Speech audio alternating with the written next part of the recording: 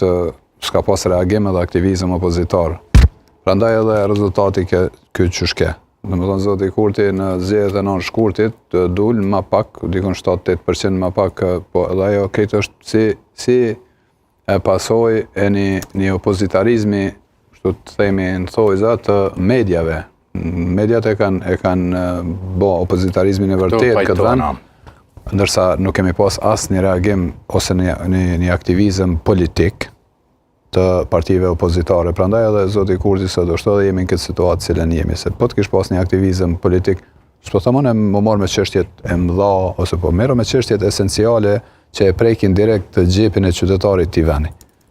Më thonë, sot na e kemi Kosova për mas tyne 4 viteve, qeverisë e zoti Kurti është më e varfër, shumë më e varfër se si ka qenë para 4 vite. Edhe e vrehet.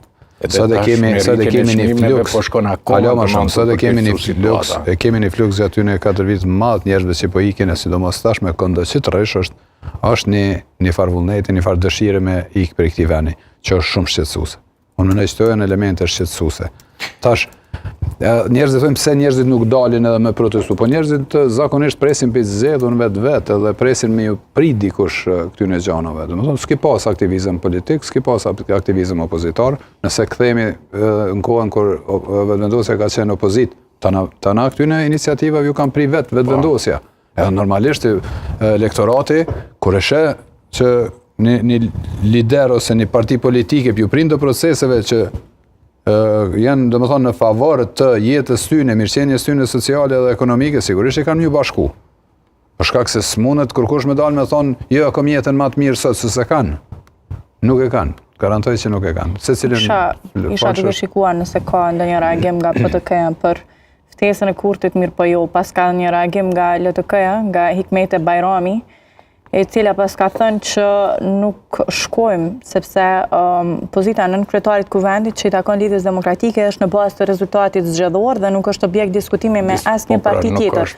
Për më tepër nën kryetaret votuan në pakon nga kuvendi. Pse zonja Bajrami për shembull nuk shkon? E thekson që zgjedhja e kryetarit kuvendit është çështje marrëveshjes politike mes partive që synojnë krijojnë shumicën dhe Lidhja Demokratike tashmë ka bërë të qartë se nuk është interesuar për një marrëveshje të tillë. Do me met në opozitë. Si mos që ata po dojnë me met në pozitë. Po, në fakt, kjo është një farë pengese e proceseve, pra. Çka nëse zoti Kurti nëse nuk mundet me bëjë gjashtëni, që po kry ka kryetari i kuvendit, po zgjedh kryetari i kuvendit, ai ka 15 ditë afat për me i bëjë gjashtëni vota për me bëjë qeverinë. Se ai ka mandatin kushtetues. Nëse ai si bën, kjo i bën që LDK-ja s'po do ka heq më marr me këtë pjesën e dytë. Pak është domethënë edhe kjo tingëllon pak. Çto që ai ka thonë zonja Bajrami, ka mujt me shkum ia thon ta kem Kurtit. Po edhe nën kryetaret votohen, domethënë edhe ata votohen edhe nëse këta nuk do të kem pjesë e këtyre domethënë e propozimit të tyne, partitë të tjera mund të mos e votojnë. Po, ato shkojnë duket paket shkojnë ata, zi ç'është është, nën kryetarët. Po, ashtu ka edhe reagimin Bajrami nga LDK.